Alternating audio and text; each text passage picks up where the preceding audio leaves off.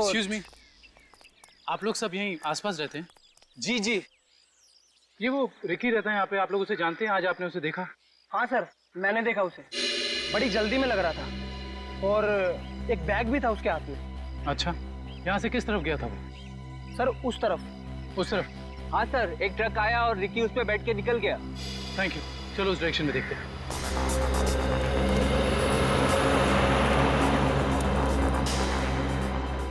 ये देखो, यहाँ पे रेत गिरी है, शायद ट्रक से गिरी होगी। इसका मतलब जिस ट्रक में रिकी गया वो ट्रक बिल्डिंग मटेरियल लेके जा रहा था। यहाँ आसपास कुछ कंस्ट्रक्शन चल रहा है, ढूंढना पड़ेगा।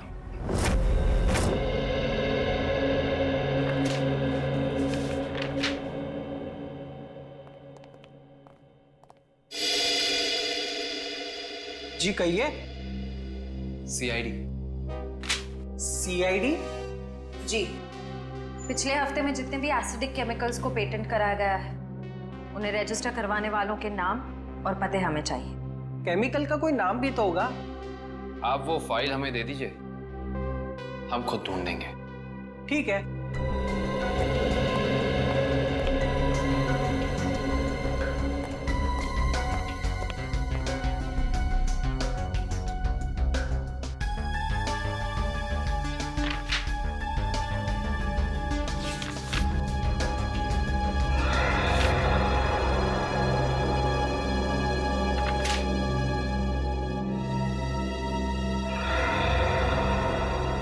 ये देखो, ये एसिड हाइड्रोवर्क्स नाम की एक कंपनी ने रजिस्टर कराया है और इस कंपनी के मालिक हैं रजित और विनय।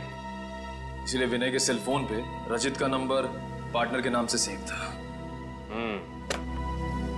रजित अपने खोज से मरा और उसका पार्टनर विनय एक बंद कमरे में मरा हुआ मिला। इंटरेस्टिंग। ये केस तो और भी ज्यादा उलझता जा रहा है।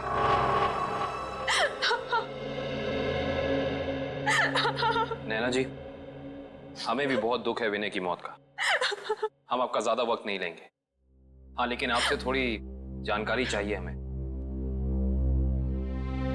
मुझे तो अभी भी समझ नहीं आ रहा कि विनय से किसी की क्या दुश्मनी हो सकती है। बेहद शरीफ और मिलनसार इंसान थे मेरे विनय। अच्छा, ऐसा कोई हादसा या कभी उनकी किसी के साथ कोई तू मैं हुई हो या कोई दुश्मनी, कुछ याद है आपको? दुश्मनी तो कोई नहीं थी, पर हाँ, कुछ दिनों से उन्हें कुछ धमकी भरे फोन जरूर आ रहे थे। धमकी? कौन थे ये लोग? मालूम नहीं, पर मैंने बहुत समझाया उन्हें कि उन्हें जाके पुलिस में कंप्लेन कर देनी चाहिए, पर उन्होंने मेरी एक ना सुनी। कहते रहे कि कोई मजाक कर रहा होगा। सीरियसली लिया ही नहीं इस बात को। नैना जी, आप हमें हाइड्रोवर्क्स के बारे में क्या बता सकती हैं? हमारी इंफॉर्मेशन के हिसाब से विनय और रजीत दोनों पार्टनर्स थे और इन दोनों ने मिलकर एक बहुत ही खास केमिकल की खोज की थी। देखिए, मैं बस इतना जानती हूँ कि वो दोनों साथ में काम कर रहे थे, बस। देखिए नैना जी, उसी केमिकल का इस्तेमाल करके पहले किसी ने रजीत को और फिर विनय को मार डाला। ऐसा कैसे हो सकता है? वो केमिकल तो विनय अपने साथ लेकर जाने वाले थे, एक ब्रीफकेस में। उन्हें सेमिनार में कुछ पेपर सबमिट करने थे और वहीं उन्हें रजित से भी मिलना था। अच्छा नैना जी, क्या पहले कभी ऐसी कोई घटना हुई है जिससे हमें कोई सुराग मिल सके? ऐसा कुछ खास तो नहीं, पर हाँ, कॉलेज के दिनों में जब वो जूनियर कॉलेज में पढ़ते थे तब कुछ तो केस हुआ था जिसकी वजह से उन्हें कॉलेज से रेस्ट्रिकेट कर दिया गया था। अच्छा, वो केस क्या था, कुछ उसके बारे में पता है आपको? देखिए, मैं ज्यादा कुछ नहीं जानती, पर बस इतना पता है कि कुछ तो केस हुआ था जिसकी वजह से उन्हें रेस्ट्रिकेट कर दिया गया था बेवजह। कौन सा कॉलेज था ये? GRN college. Thank you. Vinay और रजीत के खून का इस कॉलेज की घटना से क्या संबंध है, पता करना पड़ेगा।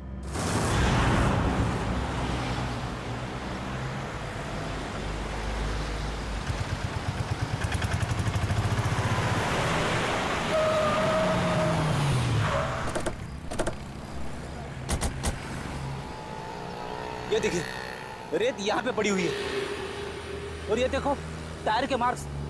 इसका मतलब ट्रक यहाँ पे आके रुक गया था, लेकिन ये कंस्ट्रक्शन का काम भी तो बंद है। यही वजह है कि अब हमें ये पूरी जगह चेक करनी होगी। आओ अंदर चलकर देखते हैं।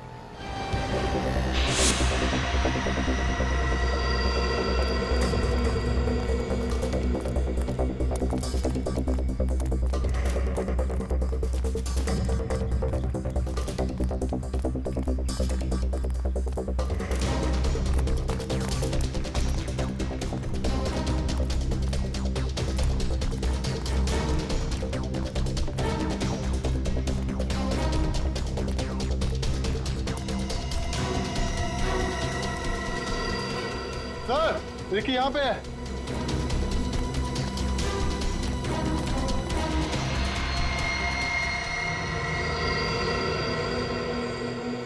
रिकी, रिकी, ये तो ठंडा पड़ गया।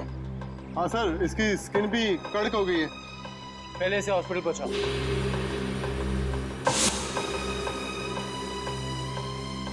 इशिता, एम्बुलेंस बुलाओ।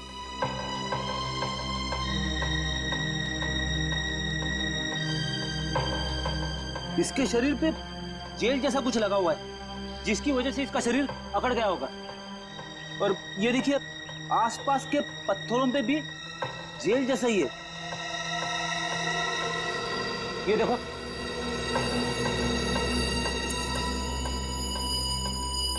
और ये केमिकल मैं इस बॉक्स में डालता हूं। अरे का बॉडी टेम्परेचर मिला? नॉर्मल है सर। गुड। इस स्टीम बॉक्स में जो बॉडी है ये लगभग इंसान की बॉडी की जैसे ही है। आपका कहने का मतलब है क्लोन की तरह? ऐसा ही समझ लो। अब इस मशीन में हमने जो केमिकल डाला है उसकी स्टीम हम इस स्टीम बॉक्स में पास करते हैं। लगभग 30 मिनट तक हम स्टीम पास करते हैं। उसके बाद देखते हैं क्या होता है।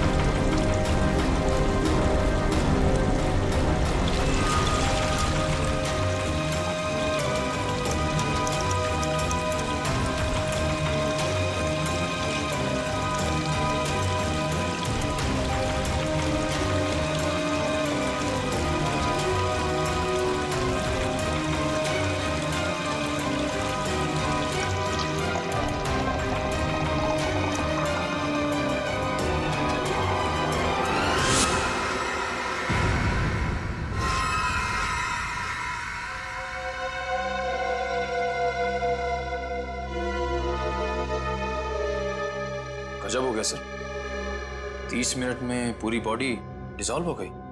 हाँ निखिल, ये केमिकल बहुत पावरफुल है। थोड़ी सी मात्रा में पूरी की पूरी बॉडी पिघल करके बह जाती है। रिकी की बॉडी भी इसी केमिकल की वजह से फ्रीज होकर के अकड़ गई थी। आई सी, बहुत ही खतरनाक केमिकल है ये।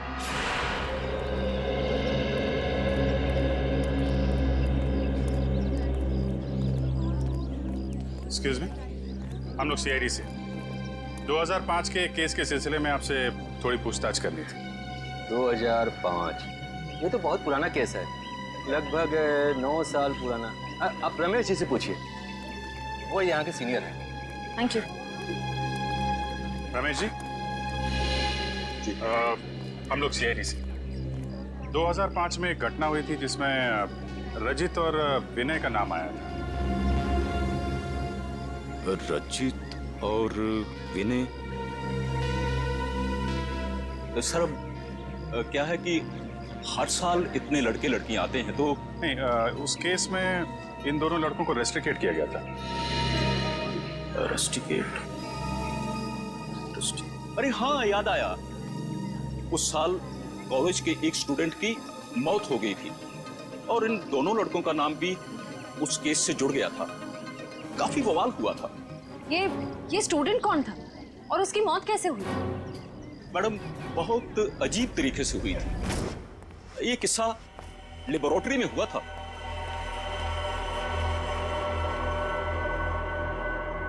इतनी देर तक कौन काम कर रहा है?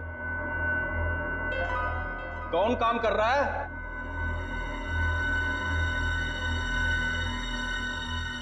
अरे भाई, खोगे का काम में जवाब तो दो, कब तक काम करोगे?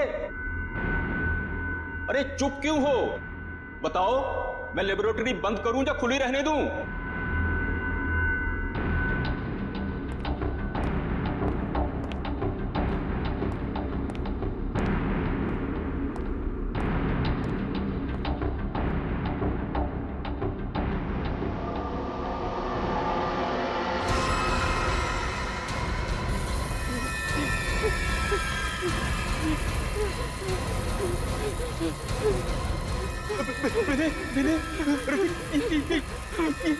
ये देखो संपत को क्या हो रहा है?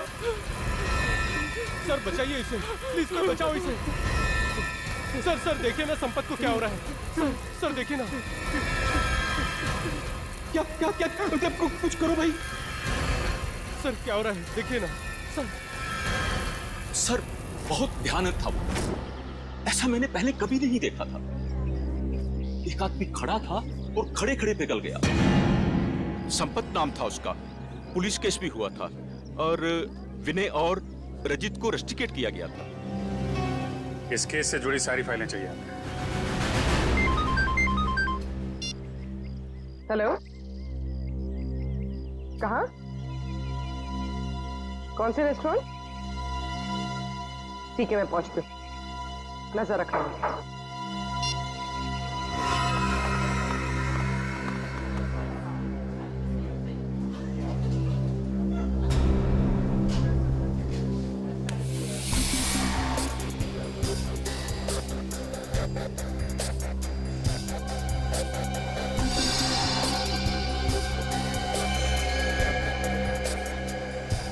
मजा तो आता है यार। अरे काहे का मजा यार? पता है, रात को जैसे ही जाते हैं ना उसके घर के सामने, तभी चौकीदारों को पटाना पड़ता है।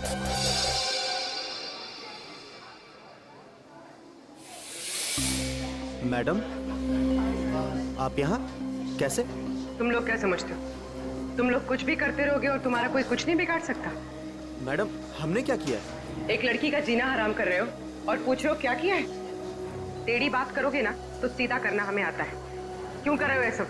मैम, हम खुद नहीं गए उसके घर, वो खुद ही हमें बुलाती थी। हम पहले भी बता चुके हैं मैम आपको। और मैडम, आपको जानना ही है तो आप जिया से बात करो ना, वो क्यों बुलाती है हमें? वो झूठ नहीं बोलती है। सर हम सच बोल रहे हैं सर, हमारा यकीन कीजिए प्लीज। हाँ जानता हूँ, राजा हरिश्चंद्र के चेले हो ना तुम लोग। देखो, लास्ट चांस है, सच सच बताओ, उस लड़की को क्यों परेशान कर रहे हो? और अगर सीआईडी का तरीका अपनाओगे ना तो तोते की तरह बोलना शुरू कर दोगे।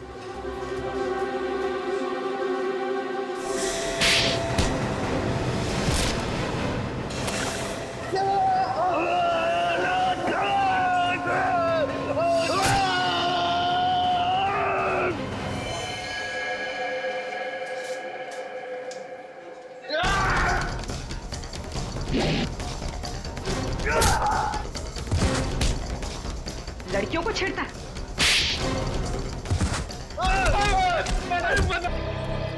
बाहर निकलने का नाम ही नहीं ले रहा। सो गया है क्या अंदर? कमाल के लोग, दूसरे के टाइम की तो कोई वैल्यू ही नहीं।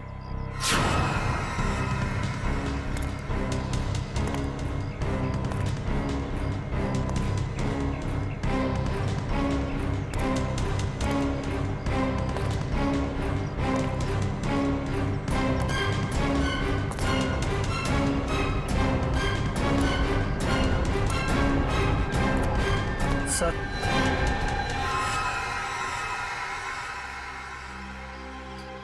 इतना लेट? ये सर्विस है तुम्हारे रिजॉर्ट की? सॉरी सर, आपने कैची मांगी थी वो तो नहीं मिली, चाकू लेकर आया, इससे काम हो जाएगा।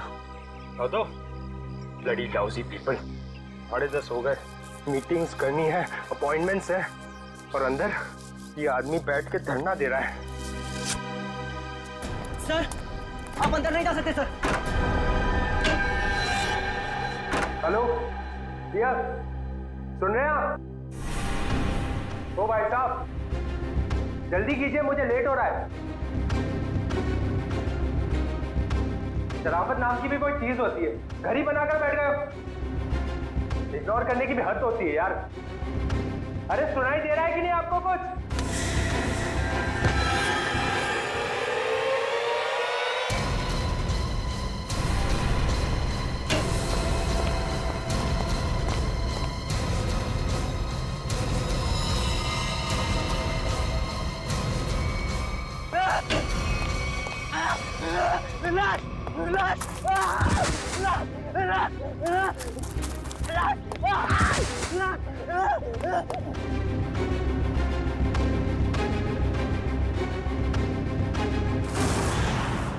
हाँ मैं पार्टी में आने की कोशिश करूंगी, कुछ प्रॉमिस नहीं कर सकती, मेरा जॉब ही कुछ ऐसा है यार, कभी भी कुछ भी हो सकता है।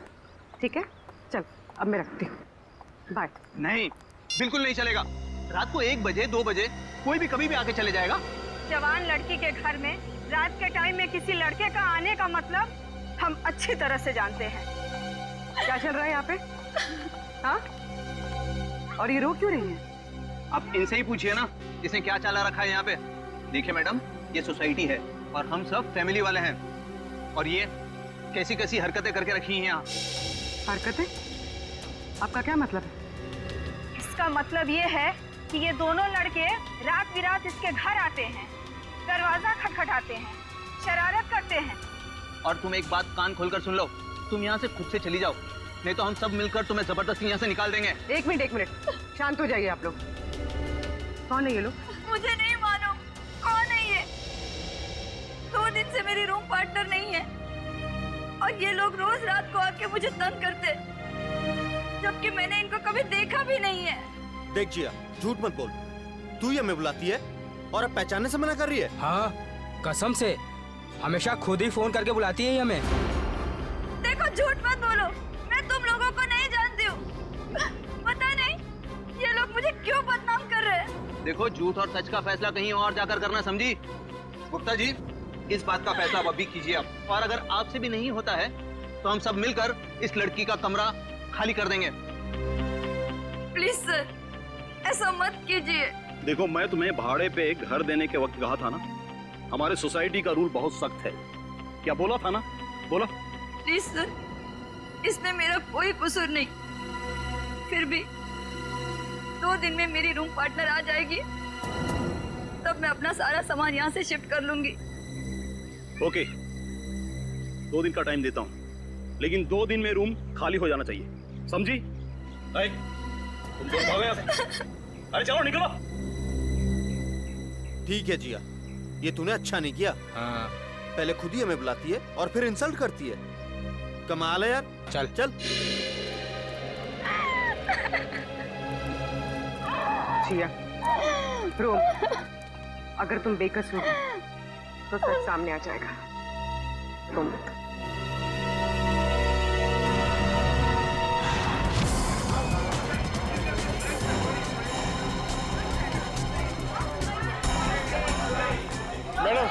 मैडम मेरा बिल बनाइए फौरन। सुनिए जरा शांत हो जाइए। देखिए, यहाँ पर खून हुआ है, जब तक हमारा इन्वेस्टिगेशन पूरा नहीं होता कोई ये होटल छोड़कर नहीं जाएगा। मैडम आप भी ध्यान में रखिए, कोई भी गेस्ट नहीं जाएगा यहाँ से, समझे?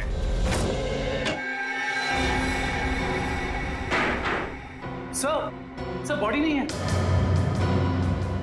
बॉडी नहीं है? ये कैसे हो सकता है? बॉडी गई कहां? बॉडी कैसे गायब हो गई?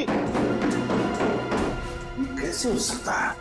और सर अगर किसी ने मर्डर किया है और अगर वो बॉडी ले गया तो फिर ये सिर क्यों छोड़ गया? वही तो, अगर सिर यहाँ छोड़ा और लाश कहीं पर लेकर गया तो कोई ना कोई निशान तो होने चाहिए था। किसी ना किसी ने तो देखा होगा, कोई ना कोई तो जगह हो सकती है। कहां गई लाश? हुआ क्या यहाँ पर?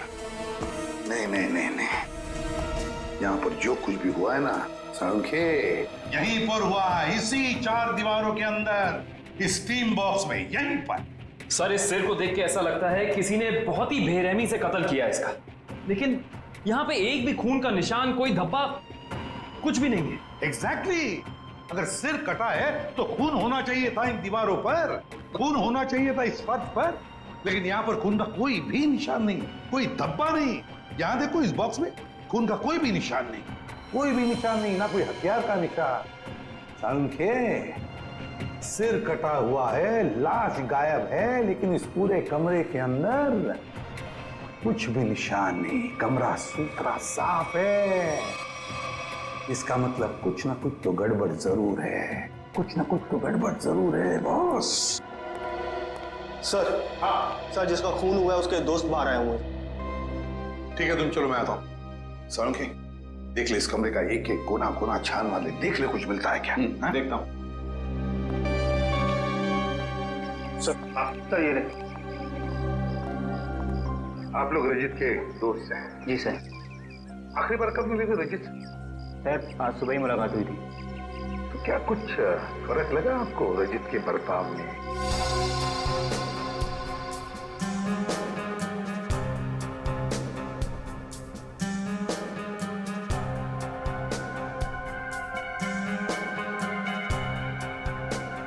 सर ऐसी तो कोई बात नहीं है, इनफैक्ट हम जिम से साथ में ही आ रहे थे, कॉरिडोर में मेरी उससे बात भी हुई, बहुत फ्रेश और बहुत खुश लग रहा था वो।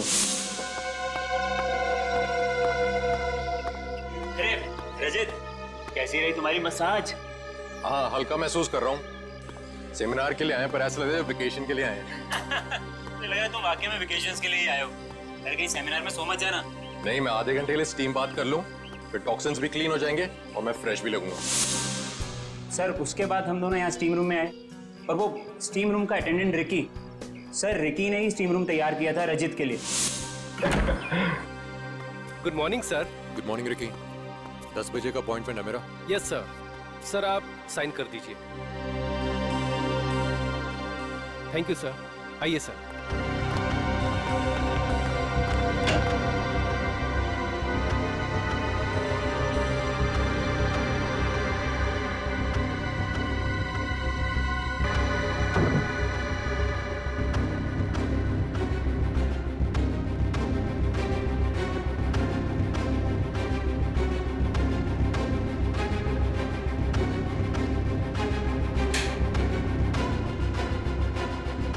कितना टाइम लगेगा? सिर्फ 25 मिनट। चल रजित, एंजॉय कर, ब्रेकफास्ट में मिलते हैं। चल ठीक है, ओके। स्टीम रूम का अटेंडेंट रिकी। रिकी, ये स्टीम रूम का अटेंडेंट रिकी कहाँ है? जरा बुलाओ उसे।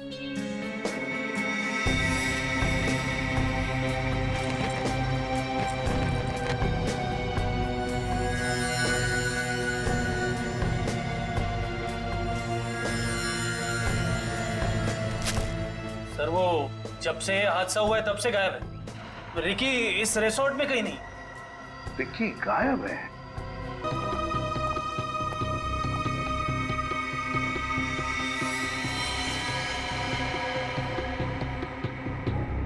छाती में 2-2 वार किए हैं। सर काफी गहरा है, पूरी ताकत से वार किया गया। हाँ,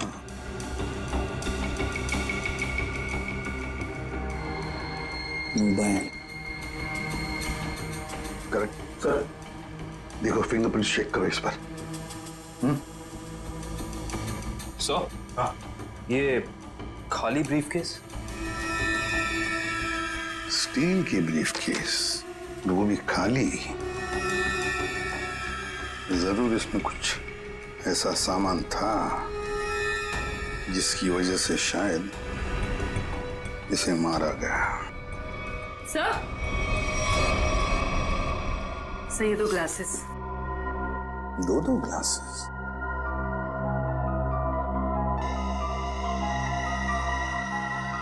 लिपस्टिक वगैरह के तो कोई मार्क नहीं, लेकिन एक बात तो पक्की है कि यहाँ पर इसे मिलने कोई आया तो था जरूर। कोई ऐसा आदमी जिसे शायद जानता था, जरूर जानता होगा उसे। क्या नाम क्या था इस गेस्ट का? सर विनय नाम था इनका, और यहाँ पे होने वाले सेमिनार के लिए आए थे। विनय, तो इससे मिलने अगर जो भी कोई आया होगा उसका रिकॉर्ड तो हमें रिसेप्शन से मिलेगा ही ना? जी सर।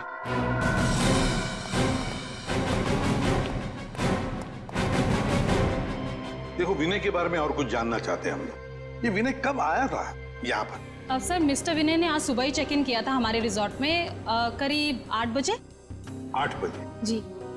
अकेले ही आया था या कोई साथ में भी था उसके? अब नहीं सर, वो अकेले ही थे। उनके रूम में कोई बाहर से विजिटर आया था?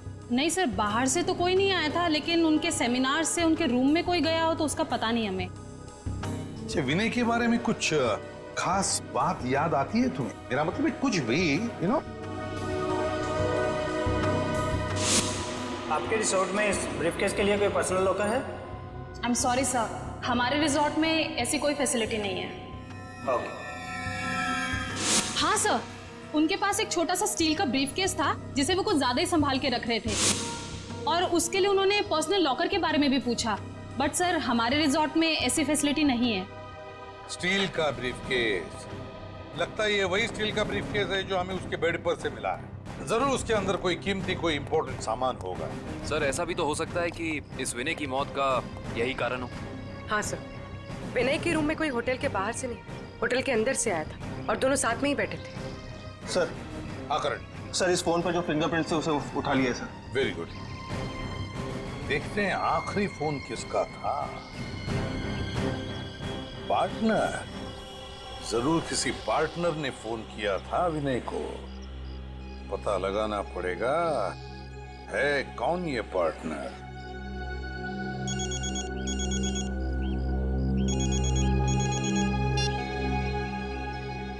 हेलो, हाँ, तुम आज से ही काम शुरू कर दो, ये जरूरी है।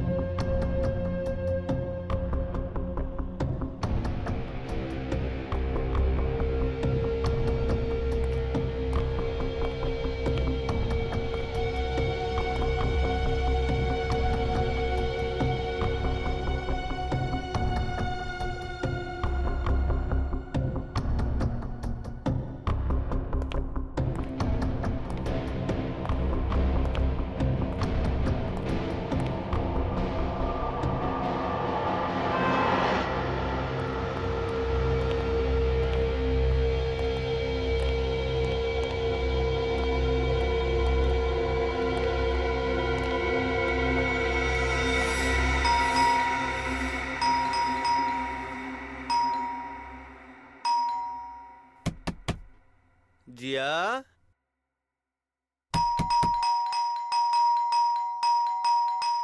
दरवाजा खोलो जिया।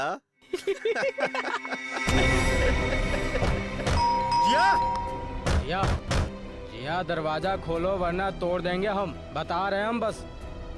ये इन लोगों का रोज का नाटक है। जिया, दरवाजा खोलो जिया। जिया प्लीज दरवाजा खोलो प्लीज, नहीं तो हम तोड़ देंगे दरवाजा, बोल दे रहे हैं हम। जिया, जिया, पुलिस को फोन करते हैं तभी बात समझ में आएगी इनको। जिया, दरवाजा खोलो जिया। जिया,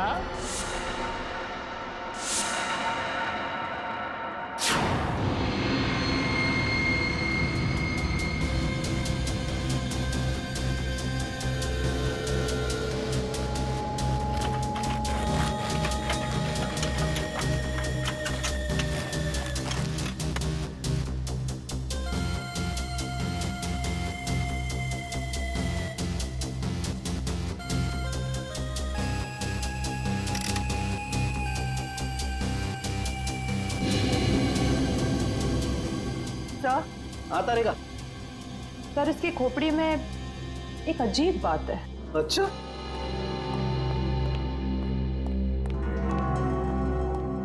क्या अजीब बात है?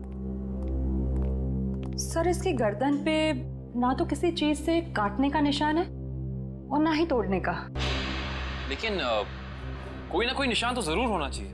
हाँ, कोई निशान तो होना ही चाहिए। अगर हथियार का नहीं है तो किसी और चीज का निशान होना चाहिए जिससे मारा गया। और इसकी खोपड़ी का अंदर का हिस्सा बिल्कुल खाली है।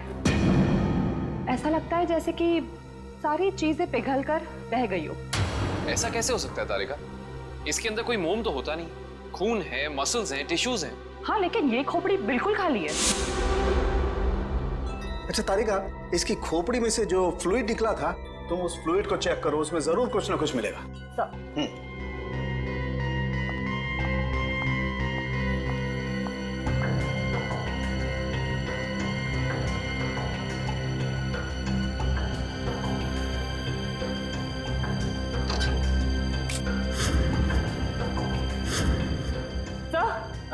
ये देखिए,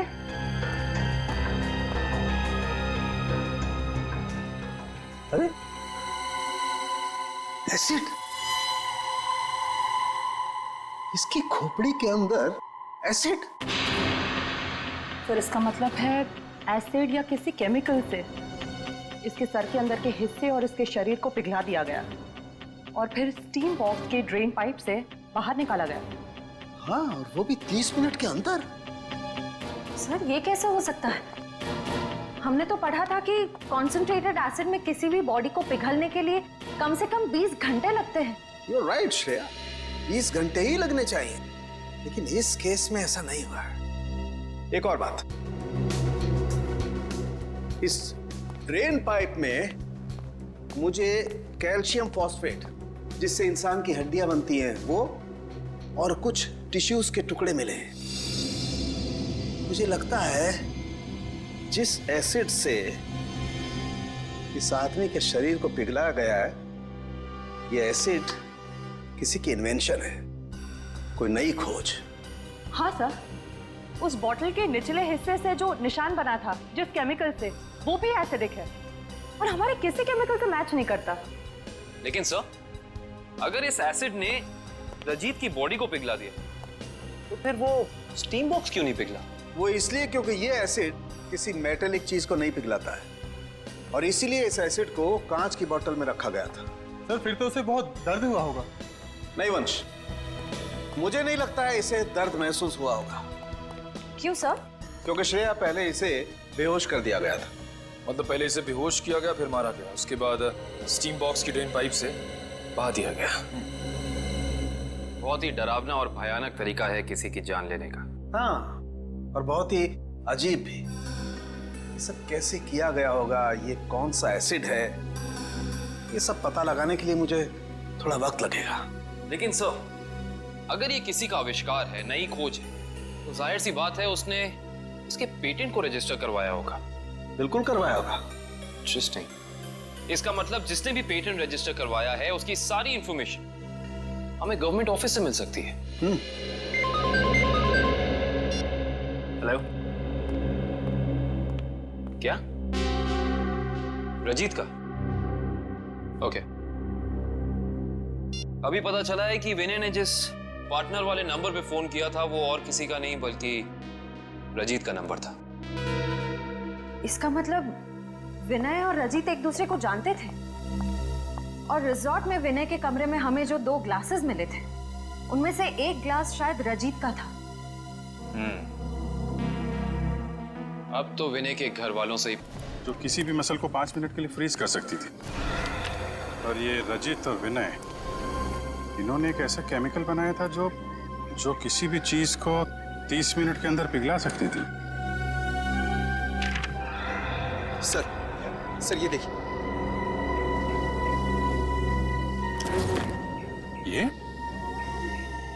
ये भी उस वक्त कॉलेज में था, और ये बात उसने हमसे छुपाई।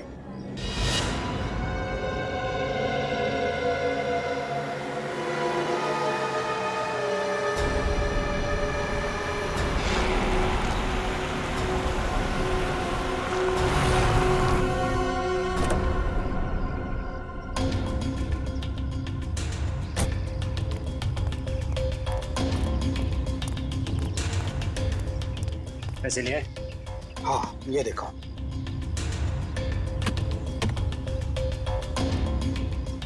अब खुश? गुड। ये रहा तुम्हारा सामान।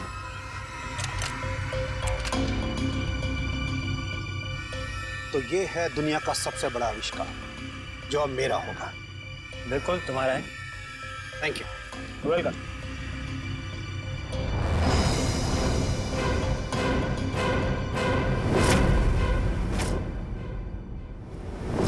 ये छुप छुप के क्या कर रहे हो? हैं?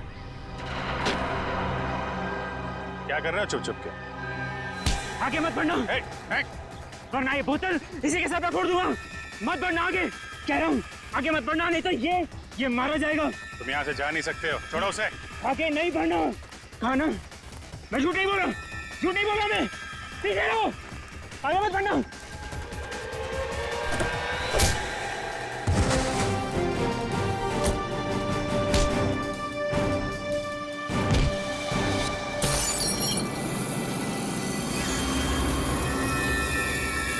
ऋषभ, हॉस्पिटल लेकर आओ जल्दी।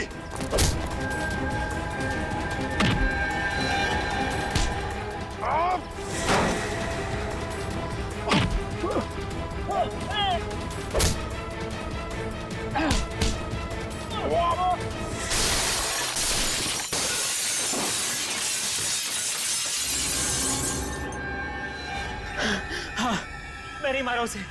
मैंने और रजित के केमिकल का इस्तेमाल करके मैंने संपत को लैब में मार डाला। रेतेन, तुम यहाँ क्या कर रहे हो? और संपत के बनाए हुए केमिकल पर अपना नाम डालकर मैंने उसे भेज दिया। क्यों किया तुमने ऐसा? मुझे पैसों की जरूरत थी। मेरे खर्चे पूरे नहीं पड़ रहे थे। और जब मुझे पता चला कि संपत ने एक ऐसे केमिकल का आविष्कार किया जिससे बॉडी फ्रीज हो जाती, उसकी इंटरनेशनल मार्केट बहुत ज्यादा थी। उससे वो केमिकल हासिल करने के लिए मैंने उसे भी मार डाला। रजित और विनय को उन्हीं के खोजे हुए केमिकल से मार दिया और केमिकल बेच के पैसा कमाना चाहते थे, क्यों? हाँ। और इसमें वो स्टीम रूम का अटेंडेंट रिकी, उसने तुम्हारी मदद की थी। हाँ, लेकिन मैंने उसे पैसे दिए थे। इस बॉटल का सारा केमिकल टीम बॉक्स में डाल देना। जैसे ही काम खत्म हो जाए इस बॉटल को गायब कर देना। चलो। हाँ, समझ गया। चलो निकलो। मैंने पहले विनय को मारा।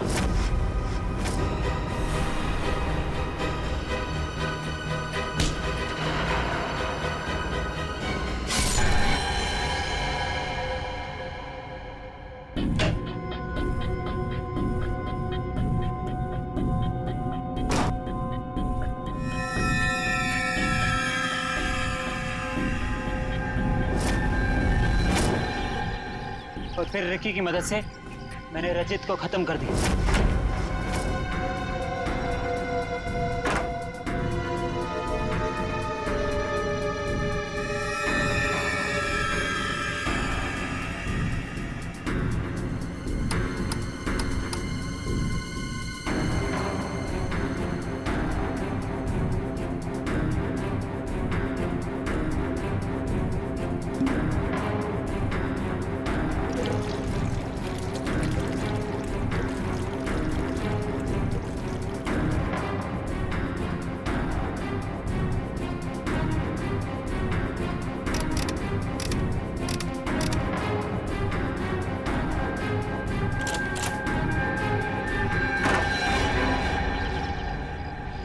रिकी तो तुम्हारा साथी है ना, फिर उसे मारने की कोशिश क्यों की तुमने? रिकी मुझे ब्लैकमेल कर रहा था। मैं सोच रहा हूँ कि जुबान भी कितनी कीमती चीज है। अगर फिसल जाए तो करोड़ों का नुकसान करा दे, इज्जत गवा दे, फांसी चढ़वा दे। मतलब? वो केमिकल की बोतल मेरे सीने में 2 मर्डर्स के राज बहुत ज्यादा है। जुबान जेल नहीं पाएगी, वजन तो करना ही पड़ेगा। लो पैसे पकड़ो और अपना मुंह बंद रखो, समझे? उसी केमिकल से मुझे डरा रहा था। क्या करता? जरूरत थी और मजबूरी। Shut up! समाज की भलाई के लिए की गई खोज का गलत इस्तेमाल किया है तुमने। 3 खून किए हैं। तुम जैसे लोगों के लिए कानून ने भी एक खोज की है, फांसी। आप लोगों को जरा सा भी एहसास नहीं हुआ कि आप लोग सब मिलकर एक अकेली लड़की के साथ इतनी नाइंसाफी कर रहे थे? कोई इस तरह से परेशान करता है किसी को? बोलिए। सॉरी मैडम, ये रमेश जी को अपना फ्लैट बेचना था और उन्हें अच्छा बायर भी मिल गया था, इसीलिए सब। और मैडम, जिया घर खाली करना भी नहीं चाह रही थी और उसके लीज एग्रीमेंट को खत्म होने में अभी टाइम था। मैडम, ये रमेश जी ने एक दिन आकर हमें अपनी तकलीफ बताई और हमसे हेल्प मांगी। तो आप लोग ने मिलकर ये ड्रामा किया, एक लड़की के कैरेक्टर पर कीचड़ उछाला। आप लोग ऐसा कर कैसे सकते? और रमेश जी, आप पैसों के लालच में इंसानियत भूल गए। सॉरी मैडम, मुझसे गलती हो गई, अब ऐसा नहीं होगा। जिया अब यहीं रहेगी, इसी फ्लैट में। जिया, मुझे माफ कर दो, आई एम रियली सॉरी।